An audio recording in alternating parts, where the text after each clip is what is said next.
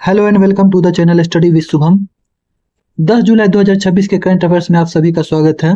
तो चलिए शुरू करते हैं। आज का हमारा पहला प्रश्न है, यूएनसीटीएडी अंकटाड की वर्ल्ड इन्वेस्टमेंट रिपोर्ट 2026 के अनुसार 2025 में एफडीआई प्राप्त करने के मामले में भारत का स्थान कौन सा रहा है? एफडीआई प्राप्त करने के मामले में, तो इसका सही उत्तर होगा ऑप्शन सी, 11वां स्थान रहा है। एफडीआई प्राप्त करने के मामले में भारत का स्थान 11वां रहा है। यह अंकटाड की वर्ल्ड इन्वेस्टमेंट रिपोर्ट जारी की गई है। इसमें भारत का स्थान एफडीआई प्राप्त करने वाले देशों में 11वां स्थान रहा है। भारत को वर्ष 2025 में 38.89 बिलियन अमेरिकी डॉलर का एफडीआई प्राप्त हुआ है। 2025 में 38.89 बिलियन अमेरिकी डॉलर का एफडीआई प्राप्त हुआ है, जो 2024 की तुलना में लगभग 44% अधिक है। इस सुधार के साथ भारत 2024 में 13वें स्थान पर था, तो 2025 में 11वें स्थान पर पहुंच गया है एफडीआई प्राप्त करने के मामलों में। रिपोर्ट के अनुसार एफडीआई प्राप्त करने के मामले में सबसे प्रथम स्थान पर अमेरिका रहा प्रथम स्थान पर। यूएनसीटीएडी अंकटाड की बात करें तो United nation conference on trade and development, United nation conference on trade and development की स्थापना 1964 में जेनेवा स्विट्जरलैंड इसका हेडक्वार्टर है। इसका उद्देश्य विकासशील देशों में व्यापार, निवेश और सतत आर्थिक विकास को बढ़ावा देना है। इसके सदस्य देश 190 प्लस सदस्य देश हैं। एफडीआई की बात करें तो जब कोई विदेशी कंपनी या व्यक्ति किसी दूसरे देश में व्यवसाय, उद्योग या परियोजना में दीर्घकालिक निवेश करता है और उस पर प्रभावी नियंत्रण या महत्वपूर्ण हिस्सेदारी रखता है, ये एफडीआई है।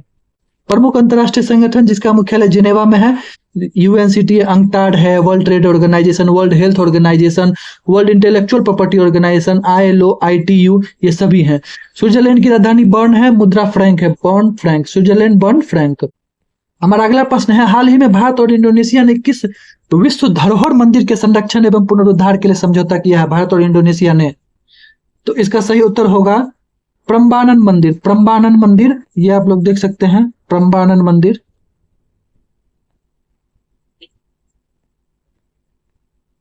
भारत और इंडोनेशिया ने इस प्रम्बानन मंदिर को संरक्षण और पुनरुद्धार के लिए महत्वपूर्ण समझौता किया है।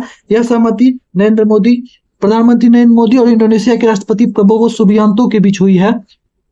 यह प्रम्बानन मंदिर जो है, यह योग्यकार्ता, वहां जगह है योग्यकार्ता, इसके निकट स्थित दक्षिण पूर्व एशिया का सबसे बड़ा हिंदू मंदिर परिसर है। यह दक्षिण पूर्व एशिया का सबसे बड़ा हिंदू मंदिर परिसर है।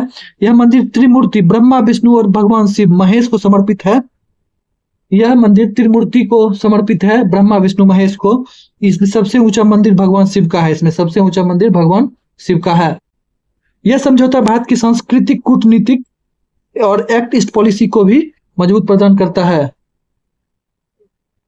प्रम्बानन मंदिर यह योग्यकार्ता इंडोनेशिया में स्थित है। इसकी निर्माण 856 ईस्वी में हुई थी। राजवंश संजय डायनेस्टी जो था, उसके समय में यह मंदिर बना था। यह ब्रह्मा, विष्णु, महेश को समर्पित मंदिर है।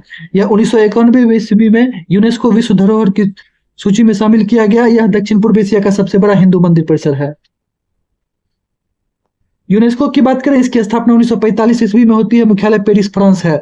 इसके महानिदेशक ऑड्रे ऑजेलो है यूनेस्को के महानिदेशक। इंडोनेशिया की बात करें, इसकी राजधानी जकार्ता है। अभी नई राजधानी डेवलप की जा रही है, नुसंतारा विकसित की जा रही है। यहाँ की मुद्रा रुपया है।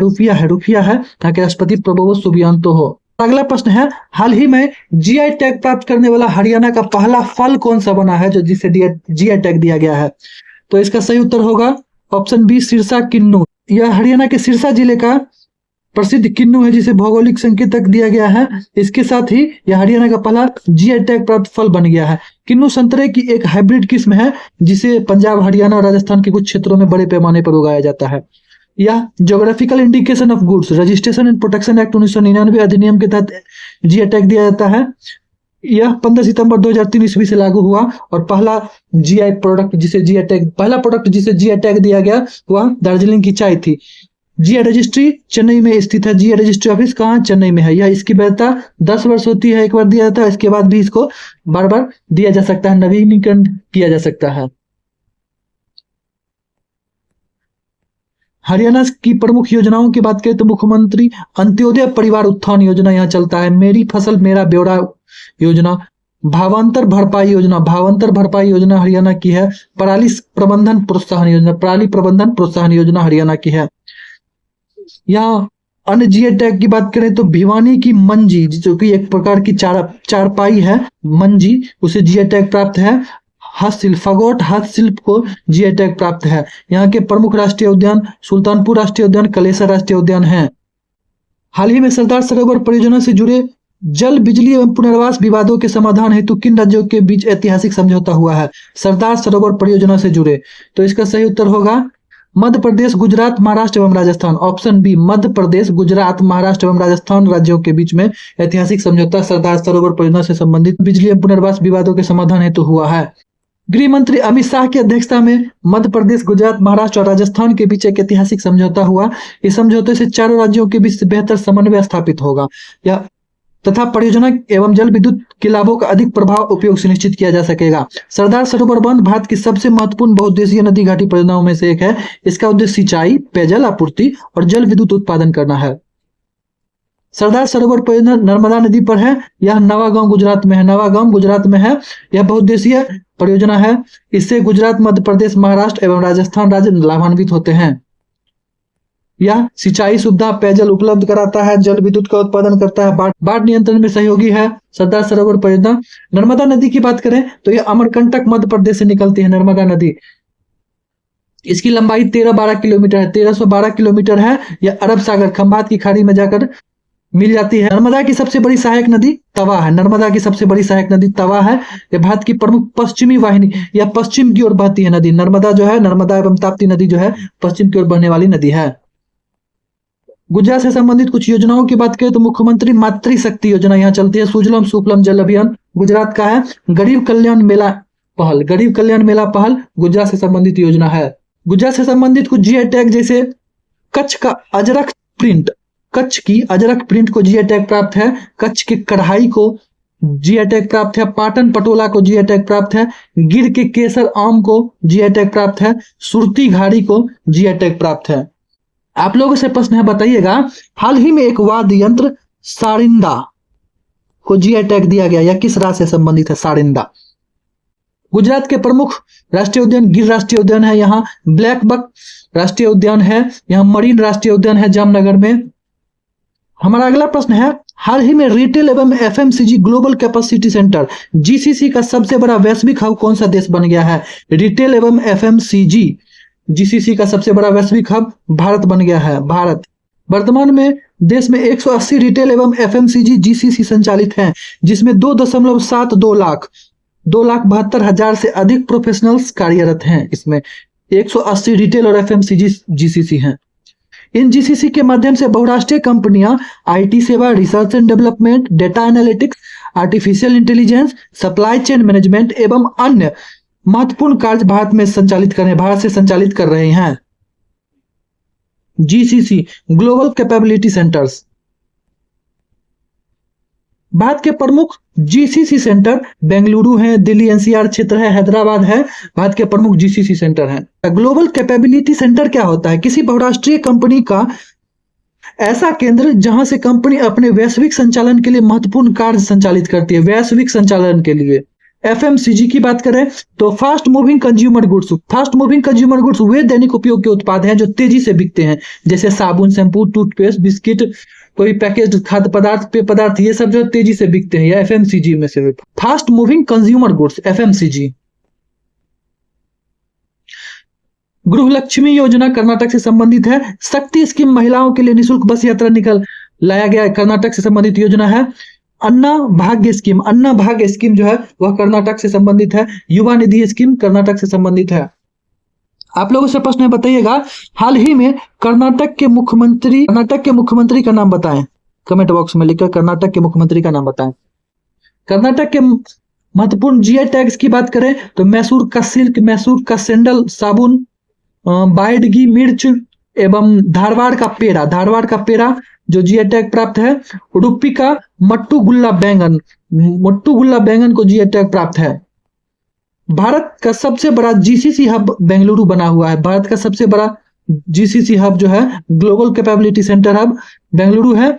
और कर्नाटक जो है वह स्टार्टअप, एआई, सेमीकंडक्टर और ग्लोबल इनोवेशन इकोसिस्टम में अग्रणी राज्यों में है कर्नाटक। भारत की सिलिकॉन वैली कहा जाता है बेंगलुरु को भारत की सिलिकॉन वैली कहा जाता है।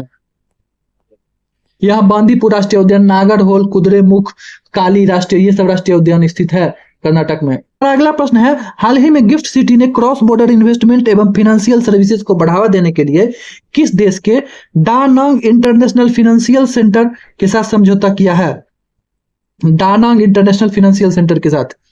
तो इसका सही उत्तर होगा ऑप्शन सी, वियतनाम।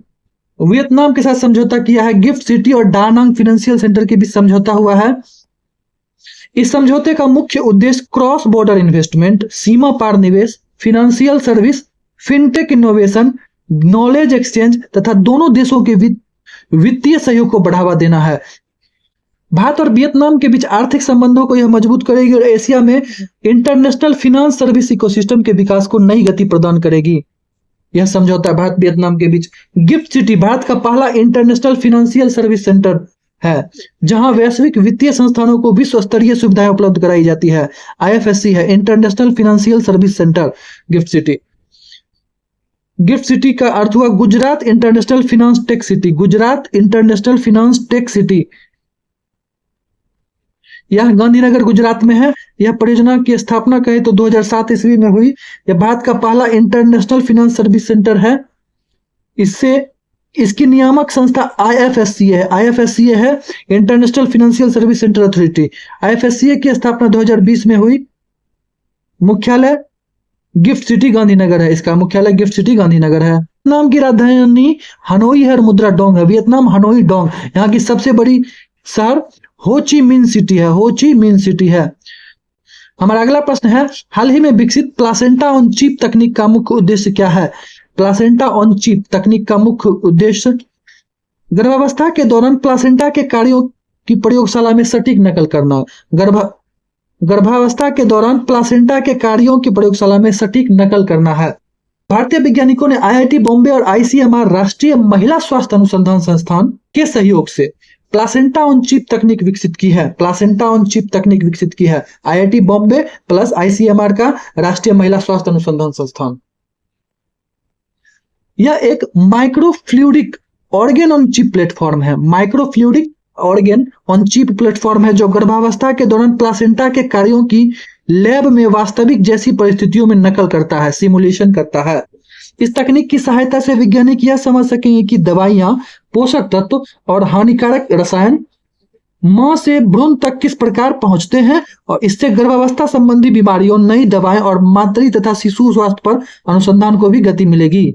इस तकनीक का सबसे बड़ा लाभ है कि एनिमल टेस्टिंग पर निर्भरता कम होगी और अधिक सटीक और नैतिक शोध संभव हो सकेगा। अधिक सटीक और नैतिक शोध संभव हो सकेगा। प्लासेंटा एक अस्थायी टेम्पोररी अंग है जो गर्भावस्था के दौरान बनता है। यह मां और भ्रूण के बीच पोषक तत्व, ऑक्सीजन और अपशिष्ट पदार्थों का आदान प्रदान कराता है। यह प्रोजेस्टेरोन, एस्ट्रोजेन, HCG जैसे महत्वपूर्ण हार्मोन भी बनाता है। भ्रूणों को संक्रमण से आंशिक सुरक्षा भी प्रदान करता है। ऑर्गेन ऑन चिप टेक्नोलॉजी की बात करें तो यह माइक्रोफ्लूइडिक चिप आधारित तकनीक है। यह मानव शरीर के किसी अंग के कार्यों की प्रयोगशाला में नकल करती है। यह दवा परीक्षण करेगी, रोगों का अध्ययन करना, टॉक्सिसिटी टेस्टिंग में उपयोगी है organ on chip technology. ICMR की बात करें, Indian council of medical research, इसकी स्थापना 1911 ईस्वी में हुई। इसका वर्तमान नाम 1949 में Indian council of medical research पड़ा। पहले इसका नाम इंडियन रिसर्च फंड एसोसिएशन था। Indian research fund association. मुख्यालय नई दिल्ली है। इसके महानिदेशक राजीव बहल हैं। ICMR के महानिदेशक कौन है? राजीव बहल हैं। महाराष्ट्र से संबंधित प्रमुख योजना की बात करें तो मुख्यमंत्री माझी लड़की बहन योजना महाराष्ट्र की योजना है। मुख्यमंत्री युवा कार्य प्रशिक्षण योजना महाराष्ट्र की है। लेक लड़की स्कीम यह भी महाराष्ट्र की योजना है। महाराष्ट्र के GI टैग प्राप्त कुछ महत्वपूर्ण उत्पाद जैसे अल्फांसो आम, कोल्हापुरी का चप्पल, वारली का पेंटिंग, पैठनी की साड़ियां, नागपुर का संतरा। संजय गांधी राष्ट्रीय उद्यान है। तड़ोबा राष्ट्रीय उद्यान, तड़ोबा टाइगर रिजर्व है। नवेगांव राष्ट्रीय उद्यान है। चंदौली है। गुगामल है। हमारा अगला प्रश्न है, हाल ही में उस्ताद बिस्मिल्लाह खां युवा पुरस्कार 2025 से सम्मानित गुजरात के किस कलाकार को पुष्टि मार्ग हवेली संगीत के संरक्षण हेतु सम्मानित किया गया है? गुजरात के किस कलाकार को? तो इसका सही उत्तर होगा आचार्य श्री रणछोड़ लाल जी गोस्वामी। आचार्य श्री रणछोड़ लाल जी गोस्वामी को बिस्मिल्लाह खान युवा पुरस्कार 25 से सम्मानित किया गया है। यह पुरस्कार संगीत नाटक अकादमी द्वारा दिया जाता है। इस संगीत नाटक अकादमी ने 2025 के उस्ताद बिस्मिल्लाह खान युवा पुरस्कार की घोषणा की। यह गुजरात के आचार्य श्री रणछोड़ लाल जी गोस्वामी को पुष्टि मार्ग हवेली संगीत के संरक्षण, संवर्धन एवं उत्कृष्ट योगदान के लिए सम्मानित किया गया। रणछोड़ लाल जी गोस्वामी। यह पुरस्कार 40 वर्ष से कम आयु के उन युवा कलाकारों को दिया जाता है जिन्होंने संगीत, नृत्य एवं रंगमंच के क्षेत्र में उल्लेखनीय योगदान दिया हो। इस पुरस्कार का उद्देश्य भारत की पारंपरिक एवं शास्त्रीय कला विरासत को नई पीढ़ी तक पहुंचाने वाले प्रतिभाशाली युवा कलाकारों को प्रोत्साहित करना है। संगीत नाटक अकादमी की बात करें तो इसकी स्थापना 1953 में हुई। नई दिल्ली में इसका मुख्यालय है। यह संस्कृति मंत्रालय के तहत आता है। उस्ताद बिस्मिल्लाह खान युवा पुरस्कार यह संगीत नाटक अकादमी द्वारा ही दिया जाता है। इसकी शुरुआत 2006 ईस्वी में हुई। उस्ताद बिस्मिल्लाह खान युवा पुरस्कार यह 40 वर्ष से कम आयु के कलाकारों को दिया जाता है। इसकी पुरस्कार राशि 25,000 रुपए है। पुष्टि मार्ग हवेली संगीत क्या है? पुष्टि मार्ग हवेली संगीत वैष्णव संप्रदाय की भक्ति संगीत परंपरा है। वैष्णव संप्रदाय की इसकी शुरुआत महाप्रभु वल्लभाचार्य की परंपरा से मानी जाती है। मुख्य रूप से श्रीनाथ जी एवं कृष्ण भक्ति से संबंधित रचनाओं का गायन किया जाता है। इसमें पुष्टि मार्ग हवेली संगीत में यह गुजरात एवं राजस्थान में विशेष रूप से प्रचलित है। उस्ताद बिस्मिल्लाह खां शहनाई वादन के महान कलाकार थे और उन्हें 2001 ईस्वी में भारत रत्न दिया गया था। उस्ताद बिस्मिल्लाह खां को। हमारा अगला प्रश्न है, हाल ही में भारत के निजी हेलीपोर्ट को देश की पहली satellite based point in space instrument approach procedure की मंजूरी मिली है। किस निजी हेली एयरपोर्ट को? तो इसका सही उत्तर है ऑप्शन बी, उंडावल्ली हेलीपोर्ट, जो कि आंध्र प्रदेश में है। उंडावल्ली हेलीपोर्ट। भारत ने आंध्र प्रदेश के उंडावल्ली हेलीपोर्ट पर हेलीकॉप्टर संचालन के लिए देश की पहली private point in space instrument approach procedure को मंजूरी देकर नागरिक उड्डयन क्षेत्र में एक नई उपलब्धि हासिल की है। नागरिक उड्डयन क्षेत्र में उंडावल्ली हेलीपोर्ट, आंध्र प्रदेश। उंडावल्ली हेलीपोर्ट भारत का पहला निजी हेलीपोर्ट बन गया है जिसे satellite based pins landing procedure कीर्ति मिली है। यह तकनीक सैटेलाइट नेविगेशन का उपयोग करती है जिससे हेलीकॉप्टर खराब मौसम और दुर्गम क्षेत्रों में भी सुरक्षित एवं सटीक लैंडिंग कर सकता है, जहां पारंपरिक इंस्ट्रूमेंट लैंडिंग सिस्टम ILS उपलब्ध नहीं होता है। इस प्रक्रिया को एयरपोर्ट्स अथॉरिटी ऑफ इंडिया ने विकसित किया है तथा directorate general of civil aviation DGCA ने इसे मंजूरी दी है। DGCA की बात करें, directorate general of civil aviation, इसकी स्थापना 1927 ईस्वी में DGCA की हुई। मुख्यालय नई दिल्ली है। यह नागरिक उड्डयन मंत्रालय के अधीन कार्य करता है। एयरपोर्ट्स अथॉरिटी ऑफ इंडिया की स्थापना 1995 ईस्वी में होती है। मुख्यालय नई दिल्ली है।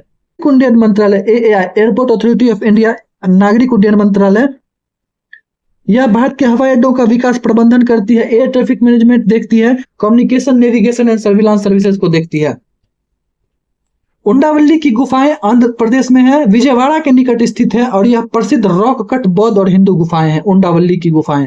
यहाँ कृष्णा नदी आंध्र प्रदेश की प्रमुख नदी है और यह विजयवाड़ा इसी नदी के किनारे स्थित है। कृष्णा नदी के किनारे है। भोगापुरम अंतरराष्ट्रीय हवाई अड्डा भी आंध्र प्रदेश में निर्माण किया जा रहा है। यह राज्य की हवाई कनेक्टिविटी को बढ़ाएगी। इसरो का सतीश धवन अंतरिक्ष केंद्र श्रीहरिकोटा भी आंध्र प्रदेश में स्थित है, जहां से भारत के अधिकांश उपग्रह प्रक्षेपित किए जाते हैं। अगला प्रश्न है, हाल ही में वैलिएंट शील्ड एवं रिसोल्यूट ड्रैगन यह सैन्य अभ्यास किस देश के नेतृत्व में आयोजित किए गए? वैलिएंट शील्ड एवं रिसोल्यूट ड्रैगन। इसका सही उत्तर होगा संयुक्त राज्य अमेरिका। संयुक्त राज्य अमेरिका के नेतृत्व में वैलिएंट शील्ड एंड रिसोल्यूट ड्रैगन सैन्य अभ्यास आयोजित किए गए। वैलिएंट शील्ड की बात करें तो यह एक मल्टीनेशनल बहुराष्ट्रीय सैन्य अभ्यास है। इसका नेतृत्व United states Indo Pacific command ने किया।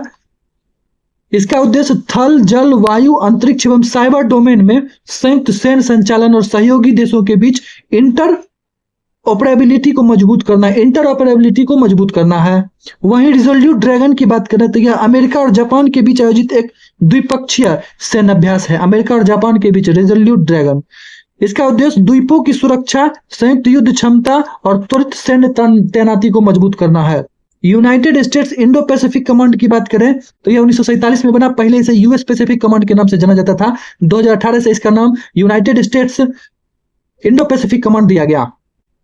इसका मुख्यालय होनोलुलु हवाई अमेरिका में है। हमारा अगला प्रश्न है, हाल ही में वन हेल्थ दृष्टिकोण के तहत आयोजित राष्ट्रीय मॉक ड्रिल पशुजन युद्ध अभ्यास कहाँ आयोजित किया गया? पशुजन युद्ध अभ्यास वन हेल्थ दृष्टिकोण के तहत, तो इसका उत्तर होगा विदिशा मध्य प्रदेश। विदिशा मध्य प्रदेश में पशुजन युद्ध अभ्यास हुआ। पशुपालन एवं डेयरी विभाग ने राष्ट्रीय वन हेल्थ मिशन के अंतर्गत पशुजन युद्ध अभ्यास के तीसरे राष्ट्रीय स्तर के मॉक ड्रिल का आयोजन किया। यह 5 दिवसीय अभ्यास मध्य प्रदेश के विदिशा जिले में हुआ, और विदिशा जिले की अगर एग्जैक्ट गांव की बात करें, यहाँ खाड़ी गांव में आयोजित किया गया। इसका उद्देश्य जूनोटिक रोगों के प्रकोप की स्थिति में भारत की तैयारी, समन्वय और आपातकालीन प्रतिक्रिया क्षमता का परीक्षण करना था। पशुजन युद्ध अभ्यास का इसमें वन हेल्थ अप्रोच के तहत पशु स्वास्थ्य, मानव स्वास्थ्य, वन्य जीव खाद्य सुरक्षा, प्रयोगशाला एवं जिला प्रशासन से जुड़े प्रमुख विभागों ने संयुक्त रूप से भाग लिया। अभ्यास के दौरान इन्फ्लुएंजा ए H1N1 के पशुओं में फैलने और उनके मनुष्यों व वन्य जीवों तक पहुंचने की काल्पनिक स्थिति बनाकर पूरे रेस्पॉन्स सिस्टम का परीक्षण किया गया पशुजन युद्ध अभ्यास में। वन हेल्थ यह एक एकीकृत दृष्टिकोण है जो मानता है कि मानव स्वास्थ्य, पशु स्वास्थ्य, पर्यावरण तीनों एक दूसरे से जुड़े हुए हैं। के बीच समन्वय से ही महामारी एवं जूनोटिक रोगों को प्रभावी ढंग से नियंत्रित किया जा सकता है। जूनोटिक रोगों की रोकथाम, महामारी की प्रारंभिक पहचान, अंतर विभागीय समन्वय और सार्वजनिक स्वास्थ्य सुरक्षा इसका प्रमुख उद्देश्य है वन हेल्थ का।